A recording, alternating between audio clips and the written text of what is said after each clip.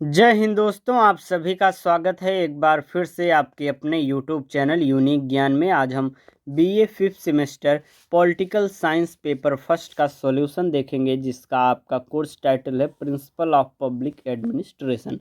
आपको यह पता ही होगा कि प्रीवियस ईयर क्वेश्चन पेपर जो है आपके लिए कितना ज़्यादा इम्पॉर्टेंट हो जाता है, क्योंकि इससे आपको पता चल जाता है कि किस प्रकार के प्रश्न किस टॉपिक से अधिक पूछ रहे हैं और हमारा पेपर का मॉडल क्या होगा। तो चलिए देखते हैं इसमें किस प्रकार के कौन कौन से प्रश्न आए हैं। सबसे पहले आपको पूरा पेपर दिखाया जाएगा। देखिए, ये आपका पेपर है पूरा। उसके बाद आपका सॉल्यूशन जो है इस तरह से ऐसे हर एक चीज़ प्रिंटेड फॉर्म में रहेगी। यहाँ जो पढ़ाया जाएगा टेलीग्राम चैनल पर आपको उसका पीडीएफ जो है अवेलेबल करा दिया जाएगा, जिससे आपको हेल्प मिलती है। आप रिवीजन कर सकते हैं या फिर अपना हैंड रिटन नोट्स बनाना चाहते हैं तो आप वहाँ से बना सकते हैं। तो चलिए देखते हैं हम पेपर्स को।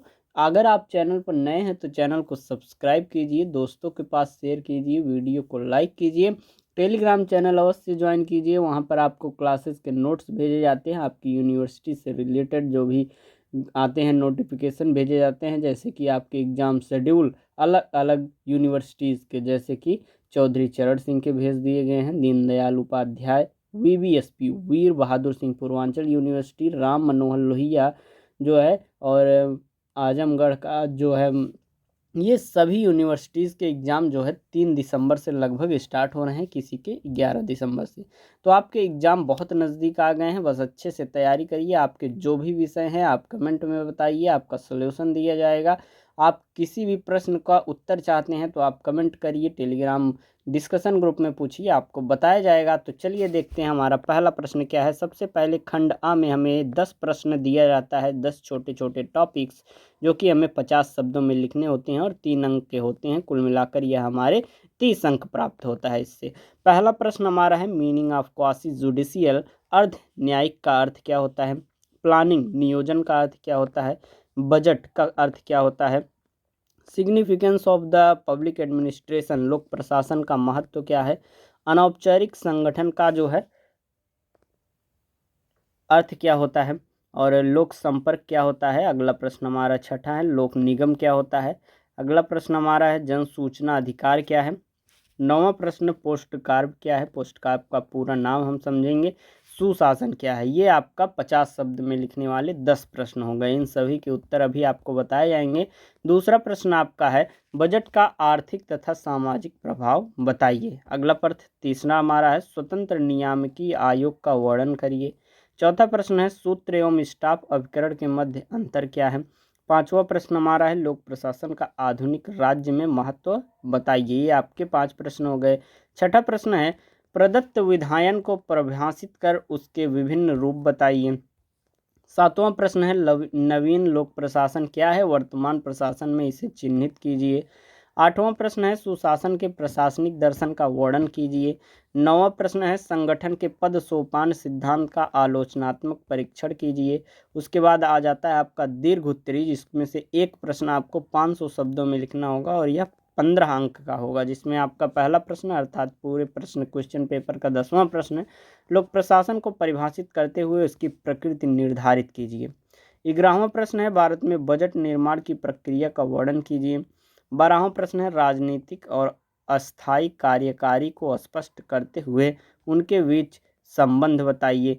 13वां और हमारा लास्ट क्वेश्चन होगा, भारत में एक अध्ययन विषय के रूप में लोक प्रशासन के विकास का वर्णन कीजिए। ये आपका हो गया क्वेश्चन पेपर। अब हम देखेंगे इसके आंसर। तो हमारा पहला प्रश्न क्या था, अर्ध न्यायिक का अर्थ। अर्ध न्यायिक जो होता है, ऐसी प्रकार की प्रक्रिया होती है जिसमें न्यायिक और प्रशासनिक दोनों पहलुओं को शामिल किया जाता है। इसमें न्यायिक अधिकारी तथा प्रशासनिक अधिकारी न्यायिक शक्तियों का उपयोग करके जो है वह निर्णय लेते हैं, अर्थात जो न्यायिक और प्रशासनिक दोनों पहलू हैं वह शामिल होते हैं और दोनों मिलकर न्यायिक शक्ति जो होती है उसका उपयोग करके निर्णय लेते हैं। अर्ध न्यायिक प्रक्रिया में निम्नलिखित विशेषताएं होती हैं। पहला विशेषता क्या है, न्यायिक और प्रशासनिक दोनों पहलुओं का समावेश।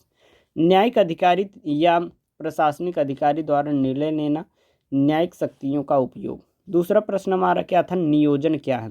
नियोजन एक ऐसी प्रक्रिया है जिसमें भविष्य के लिए लक्ष्य निर्धारित किए जाते हैं और उनकी प्राप्ति के लिए योजनाएं बनाई जाती हैं। जैसे कि कोई भी भविष्य में हमारा भारत जैसे कि भविष्य में जो है सोलर पैनल की जो सोलर ऊर्जा है उसको अधिक से अधिक विकसित करने के लिए 2030 तक एक प्रकार से नियोजन किया हुआ है, अर्थात योजना बनाया हुआ है। तो एक प्रकार से भविष्य के लिए कोई भी एक लक्ष्य निर्धारित कर लिया जाता है और उनकी प्राप्ति के लिए जो योजनाएं बनाई जाती हैं वही क्या कहलाती हैं, नियोजन कहलाती हैं। नियोजन के मुख्य उद्देश्य को हम जानें तो सबसे पहले लक्ष्य निर्धारित करना, संसाधनों का आवंटन करना, कार्यों का विभाजन करना और समय सीमा निर्धारित करना, यह एक प्रकार से और इसको पूर्ण करना उसका उद्देश्य होता है। तीसरा प्रश्न है बजट क्या है। बजट एक वित्तीय योजना है जिसमें आय और व्यय का अनुमान किया जाता है, अनुमान लगाया जाता है।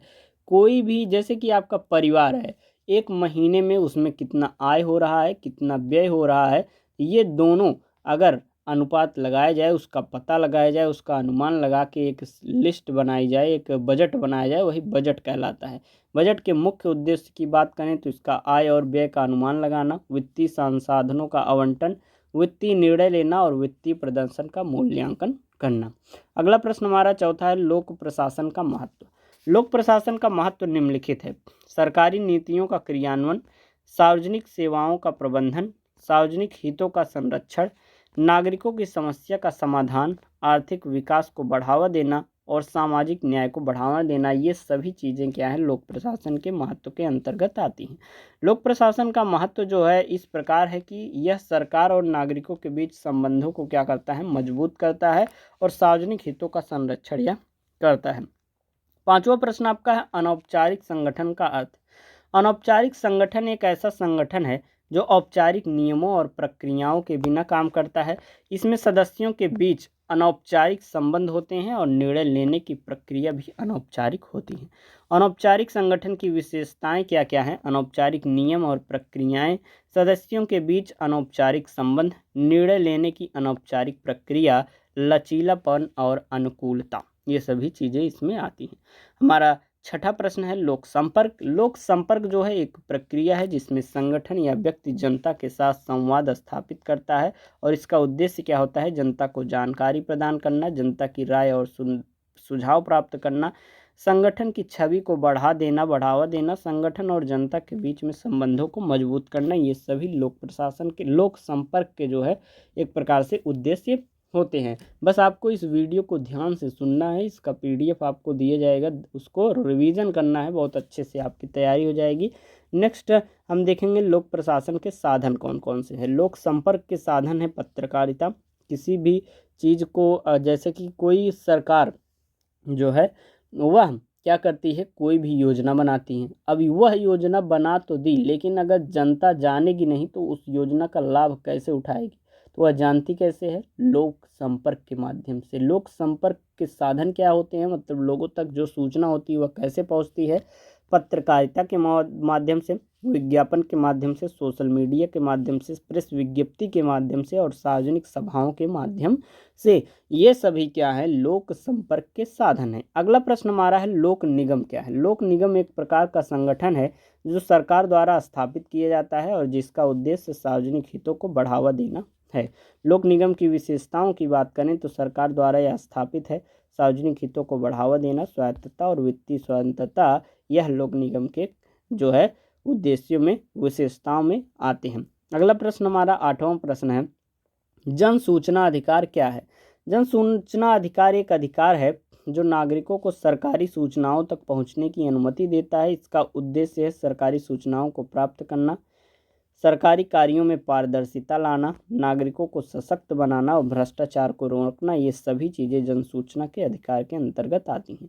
पोस्ट कार्प के विषय में हम जानें तो पोस्ट कार्प का फुल फॉर्म देखें तो POSDOCORB, ये अलग अलग जो है इसके फुल फॉर्म है। P से जैसे कि प्लानिंग, O से ऑर्गेनाइजिंग, S से stopping, D for directing, CO for coordinating, R for reporting और B फॉर बजटिंग।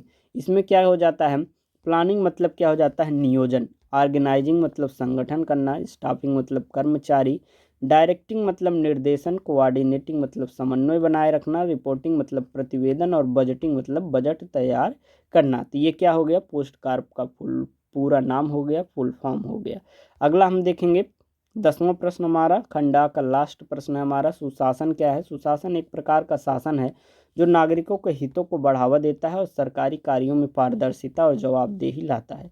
सुशासन की विशेषताओं की बात करें तो यह पारदर्शिता इसमें होती है, जवाबदेही होती है, नागरिकों की भागीदारी होती है, कुशल प्रशासन और न्याय और समानता इससे सुशासन में होती है।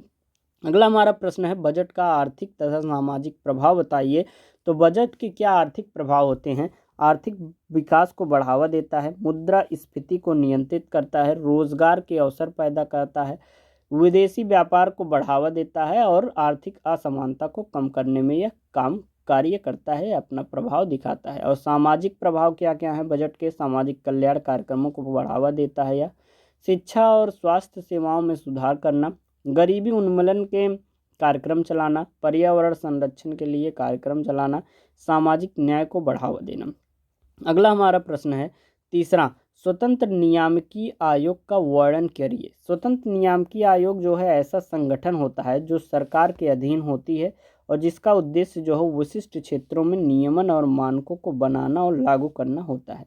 इसकी विशेषताओं की बात करें तो इसमें स्वतंत्रता होती है, निष्पक्षता होती है, विशेषज्ञता होती है, पारदर्शिता होती है और जवाबदेही होती है। उदाहरण के लिए हम बात करें तो भारत में सेबी, भारतीय प्रतिभूति और विनिमय बोर्ड, और ट्राई, भारतीय दूरसंचार नियामकी आयोग, स्वतंत्र नियामकी आयोग, ये सभी चीज़ें क्या हैं? एक प्रकार से स्वतंत्र नियामकी आयोग के अंतर्गत आती हैं। अगला प्रश्न हमारा है चौथा, सूत्र एवं स्टाफ अभिकरण के मध्य क्या अंतर है? सूत्र अभिकरण और स्टाफ अभिकरण दोनों प्रशासनिक अभिकरण हैं, लेकिन इनके बीच कुछ मुख्य अंतर है। जैसे कि सूत्र जो है वह सूत्र अभिकरण नीति निर्माण में भूमिका करता है, निर्णय लेने में भूमिका अदा करता है, सरकार के लिए सलाहकार की भूमिका यह अदा करता है। लेकिन जो स्टाफ अभिकरण होता है वह प्रशासनिक कार्यों में भूमिका, नीतियों को लागू करने में भूमिका, संगठन के लिए समर्थन प्रदान करने की भूमिका। उदाहरण के लिए हम बात करें, एक मंत्रालय एक सूत्र अभिकरण है, जबकि इसके अधीन कार्य करने वाले विभाग जो हैं वह स्टाफ अभिकरण में आते हैं। अगला प्रश्न हमारा क्या है, लोक प्रशासन का आधुनिक राज्य में क्या महत्व है? पहला तो यह महत्व सरकारी नीतियों का क्रियान्वयन लोक प्रशासन के होता है, सार्वजनिक सेवाओं का प्रबंधन होता है, सार्वजनिक हितों का संरक्षण होता है, नागरिकों की समस्याओं का समाधान होता है, आर्थिक विकास को बढ़ावा मिलता है इसमें, और सामाजिक न्याय को इसमें बढ़ावा मिलता है लोक प्रशासन के आधुनिक राज्य में। अगला प्रश्न है हमारा छठा प्रश्न, प्रदत्त विधायन को परिभाषित कर इसके विभिन्न रूप बताइए। प्रदत्त विधायन एक प्रक्रिया है जिसमें सरकार द्वारा नागरिकों को विशिष्ट सेवाएं प्रदान की जाती हैं और इसके विभिन्न रूप हैं, जैसे कि सार्वजनिक सेवाएं। सार्वजनिक सेवाओं में क्या क्या आता है? शिक्षा आती है, स्वास्थ्य आता है, परिवहन आता है। सामाजिक सुरक्षा योजनाएं, जैसे कि इसमें पेंशन आता है, बेरोजगारी भत्ता आता है। आर्थिक सहायता, जैसे कि सब्सिडी और ऋण देता है सरकार। नागरिक सेवाएं, पासपोर्ट, वोटर आईडी, ये सभी नागरिक सेवाओं के अंतर्गत आती हैं। अगला हमारा प्रश्न है, नवीन लोक प्रशासन क्या है? वर्तमान प्रशासन में इसे चिन्हित कीजिए। नवीन लोक प्रशासन एक ऐसा दृष्टिकोण है जो पारदर्शिता, जवाबदेही और नागरिक भागीदारी पर जोर देती है और इसकी विशेषताओं के अंतर्गत आता है e governance, citizen centric administration, public private partnership, decentralisation, पारदर्शिता और जवाबदेही। वर्तमान प्रशासन में नवीन लोक प्रशासन को चिन्हित करने के लिए हम क्या क्या चीज़ें, डिजिटल इंडिया अभियान, smart city mission, make in India, स्वच्छ भारत अभियान, जन धन योजना आदि, ये सभी वर्तमान प्रशासन में नवीन लोक प्रशासन को चिन्हित करती हैं। आठवां प्रश्न है, सुशासन के प्रशासनिक दर्शन का वर्णन कीजिए। सुशासन के प्रशासनिक दर्शन में निम्नलिखित बातें सम्मिलित हैं, कौन कौन सी? नागरिक केंद्रित प्रशासन, पारदर्शिता और जवाबदेही, कुशल और प्रभावी प्रशासन, न्याय और समानता, सामाजिक न्याय और समावेश, आर्थिक विकास और स्थिरता, पर्यावरण संरक्षण। सुशासन के प्रशासनिक दर्शन के मुख्य घटकों की बात करें तो पहला घटक होता है लोकतांत्रिक शासन, मानवाधिकार, नियम आधारित प्रश्न, स्वतंत्र न्यायपालिका, स्वतंत्र मीडिया, नागरिक समाज की भागीदारी। अगला प्रश्न हमारा 9वां प्रश्न है, संगठन के पद सोपान सिद्धांत का आलोचनात्मक परीक्षण कीजिए।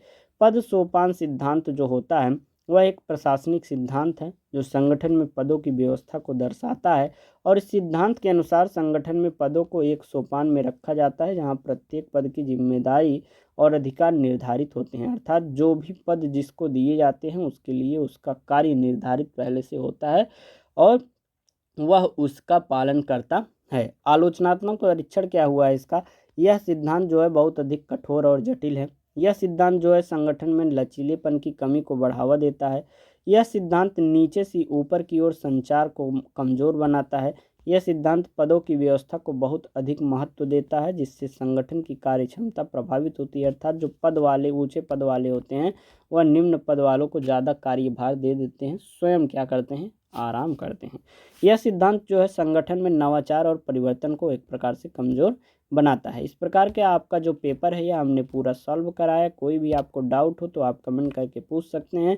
पूरा पेपर और किसी अन्य विषय का चाहिए तो वो आपको मिल जाएगा। नेक्स्ट आपका पेपर सेकंड का भी सॉल्यूशन आएगा। चैनल पर बने रहिए, दोस्तों के पास भी चैनल को सब्सक्राइब कीजिए, टेलीग्राम चैनल ज्वाइन कीजिए, इसका PDF प्राप्त करिए, रिवीजन करिए, अच्छे से तैयारी करिए और मोस्ट इम्पॉर्टेंट टॉपिक्स की वीडियो भी देख लीजिए, आपके परीक्षा में बहुत ही उपयोगी रहेगा। अच्छे से तैयारी करिए। जिस भी यूनिवर्सिटी के हैं, जब भी एग्ज़ाम हो आपका पेपर सेंड कर दिया करिए, जिससे सोल्यूशन उसका कराया जा सके और अन्य यूनिवर्सिटीज़ के बच्चों को उसका फ़ायदा हो। धन्यवाद, मिलते हैं नेक्स्ट वीडियो में।